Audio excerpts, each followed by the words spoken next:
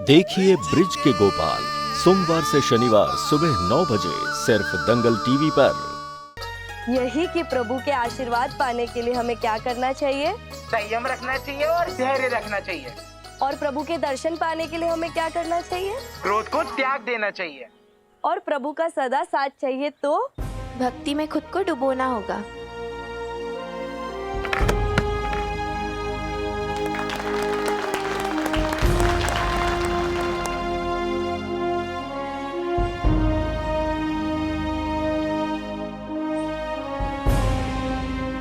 पर गोपाल, ये तो बताओ, सन्यासी जी जैसे महान भक्त को प्रभु ने अभी तक दर्शन नहीं दिए, तो क्या एक साधारण से भक्त को प्रभु दर्शन दे देंगे? वैसे क्रोध को त्याग कर, अपनी गलतियों को स्वीकार कर,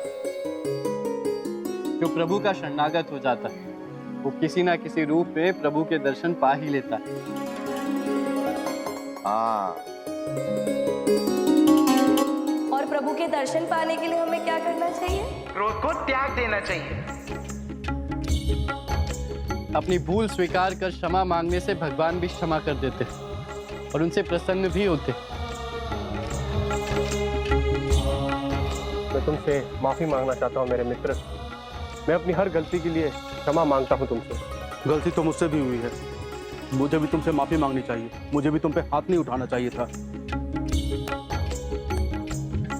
ये संभव इसलिए हो पाया है क्योंकि उन्हें पहले से ही पता था ये बारी क्रोध की है। लेकिन अब की बार किस विकार का हमला होने वाला है इसकी भनक भी नहीं लगने दूंगी गोपाल।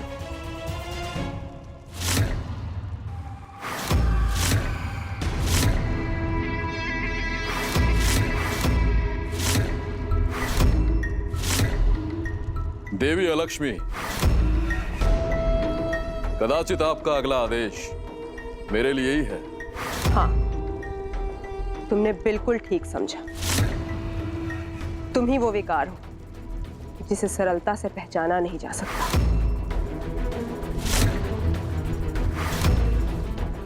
तुम्हारा वार होगा तो गांव के शांत घरों में कब अशांति फैल जाएगी किसी को पता भी नहीं चलेगा। देखा, बचा लिया तुम्हें, नहीं तो तुम सुरीली के हाथों में पड़ जाते। तुम्हें तो छिपा कर बचा कर रखना होगा, सबकी नजरों से दूर। ये मखमल का कपड़ा बड़ा ही मुलायम है, मैं तुम्हें इसमें बांध कर रखूंगी ताकि तुम्हें एक खरोंच भी ना लगे।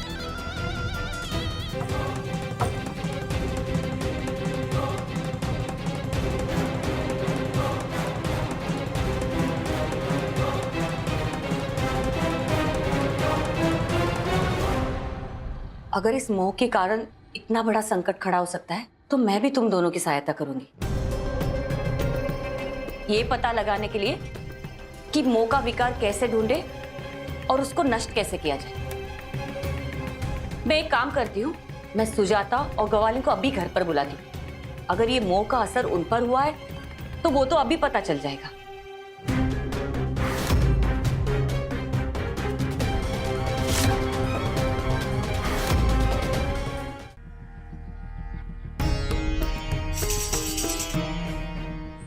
मोह का मुख्य प्रभाव भैया पर ही हुआ है। किंतु अगर उन पर मुख्य प्रभाव है तो हमें अभी तक पता कैसे नहीं चला? क्योंकि मोह में और ममता में बहुत थोड़ा ही अंतर होता है। ममता माँ को पूर्ण करती है तो मोह माँ को कमजोर बनाता है। इन दोनों के बीच का जो भेद है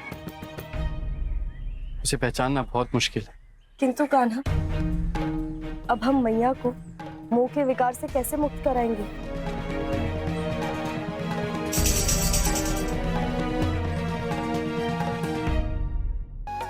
लगता है मैया से मोह विकार का प्रभाव हट गया, अभी देख लेता हूँ।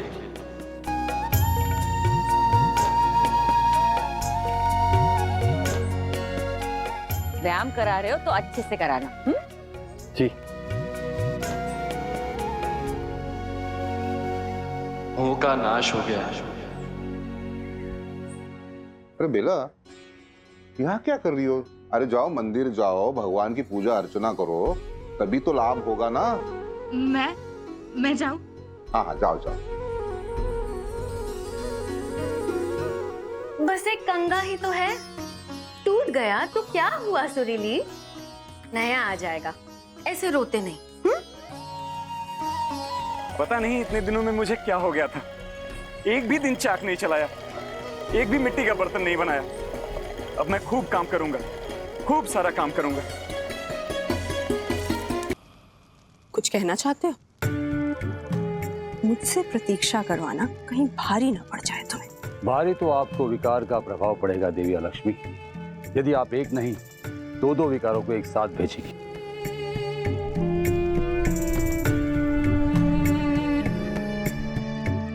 अभी तक जो हुआ उसके अनुसार श्री कृष्ण गोपाल यही समझेंगे ना कि आपने एक ही विकार भेजा है, वो उसे ढूंढते रहेंगे और वहां दूसरा विकार अपना असर कर रहा है। देवी, उससे कौन रोकेगा? माता, मेरा विश्वास करो माता, मैं कमजोर नहीं हूँ। मेरा वार कभी खाली नहीं जाता, ईर्ष्या की आग बुझाने से भी नहीं बुझती। तुम्हारा वार तो बाद में होगा मात्सरी, पहले तुम सामने तो आओ। हाँ हाँ, जिसका कोई रूप ही नहीं, वो भला कैसे सामने आए माता? आप तो मेरा परिचय जानती है ना, मैं जिसका चाहे उसी का रूप ले लेती हूँ। देखा माता, न कोई मुझे देख सकता है, न आसानी से पहचान सकता है। आपने काम क्रोध मोह पर तो विश्वास किया, तो मुझ पर क्यों नहीं? और आपको ऐसा क्यों लगता है कि मैं मर्द के बिना अधूरी हूँ? सुजान, जाओ स्वस्थ रहो, खेलो जाकर। आपका बहुत बहुत धन्यवाद, आज आपके ज्ञान ने तो मैया की आंखें ही खोल दी। झट से मान गई मैया तो। हमारे ग्रंथ गीता में तो ज्ञान का भंडार है, उनमें तो हर एक प्रश्न का उत्तर और हर एक संकट का समाधान लिखा है। क्या सच में? जी। तो अब मेरे साथ चलिए ना, मेरे मित्रों के पास। आपके पास ज्ञान का भंडार है और मेरे मित्रों के पास सवालों का भंडार। सच में हमारे सारे सवालों का उत्तर है इनके पास। अरे बंसी, मुझसे क्या पूछते हो? इन्हीं से पूछकर देख लो ना।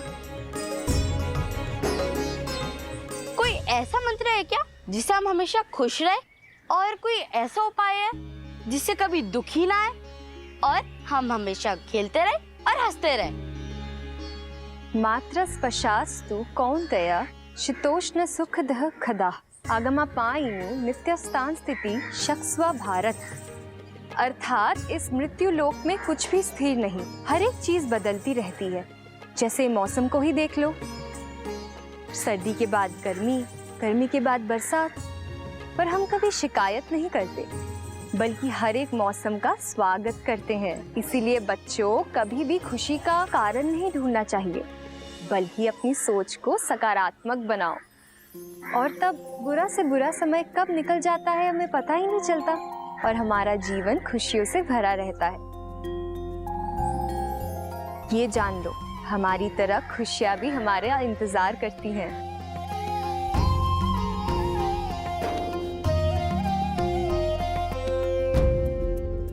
मुझे अपने सभी मित्रों में से सबसे ताकतवर बनना है, तो उसके लिए मुझे क्या करना चाहिए? इसके बारे में भी गीता में कहा गया है, एवं बुद्धे परम बुद्धवा संस्थेभ्यात्मान महात्मना जाहि शत्रु महाबाहु कामरूपम दुरासदम। बिल्कुल ठीक। इसका भावार्थ ये है कि हमारी आत्मा से ज्यादा ताकतवर और कुछ नहीं। हम अपने आत्मा के बल पर किसी भी शत्रु को वश में कर सकते हैं और हमारे अंदर पनप रहे शत्रु को भी पराजित कर सकते हैं। आत्मशक्ति से बढ़कर और कुछ नहीं। इसीलिए मित्रों से अधिक ताकतवर बनने की सोच को त्याग कर अपने अंदर के ज्ञान को बढ़ाकर अपने ज्ञान से ताकतवर बनो। मैं तुमसे भी बहुत प्रभावित हूँ सुजान, तुम्हें भी बहुत ज्ञान है। संगत का असर है, सब कुछ गोपाल मामा से ही तो सीखा है। फिर चुप गई ना मैं, पहले बोल देती तो सुजान की नहीं मेरी तारीफ होती। मैं जानती हूँ ललिता, जानती तो तुम भी थी, पर मौका सुजान को मिल गया। पर ज्ञान ना मत्सर्य के लिए होता है और ना ही दिखावे के लिए। वो तो सिर्फ अपने अंदर के विकास के लिए होता है। इससे पहले ललिता के मन में मात्सर्य का भाव जागे, मानसी ने उसे ज्ञान का गुरुतत्व सिखा दिया। नहीं तो यहाँ अर्थ का अनर्थ होते देर नहीं लगती।